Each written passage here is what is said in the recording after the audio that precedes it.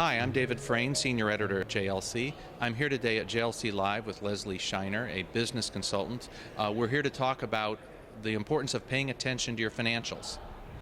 Thanks a lot, David. You know, I was introduced to a gentleman who was in trouble. His business was in trouble, and he ultimately went out of business. And I asked him, what could you have done if you knew what was going to happen? What would you have done differently? And he told me that there were two things. He said, first of all, I would have looked at my numbers, and second of all, I would have paid attention to sales. I was aware that sales were in trouble, but I didn't spend the focus that I needed to spend on making sure I had that backlog. And then second of all, what he said was, I never looked at my numbers to tell me that the decisions that I was making were right or wrong. And looking back, of course, hindsight is 20/20. And what he said to me was, if I look back on it now, I could see that there were certain warning signs that were just jumping out at me and yelling and screaming that I wasn't paying attention to.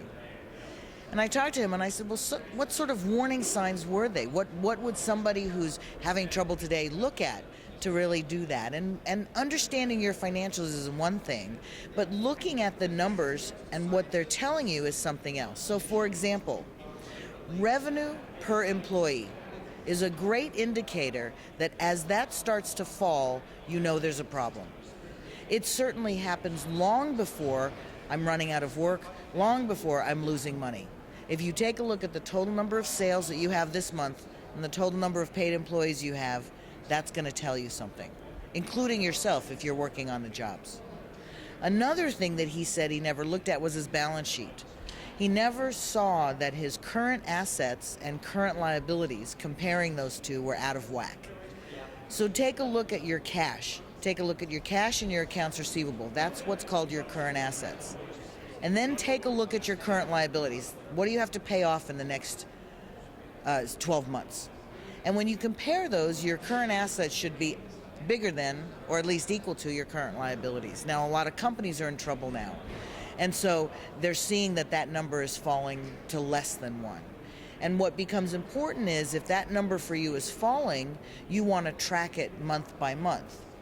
Certainly a company won't go out of business if their current ratio is 80 today, but if it's 80 and then it's 75 and 0.75 and then 0.7 and 0.6, and as it falls, that's another red flag. It's something that's shouting to you that says you are in trouble, and the steps that you're making to fix that have not happened.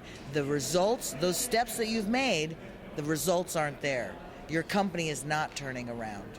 And that's really what you need to do, is know, as your company is in trouble, if you're going to make decisions to change things and make it more profitable and turn it around, you need to have financials that tell you the results of those decisions. Well, thank you very much. This has been very interesting. Thanks a lot, David.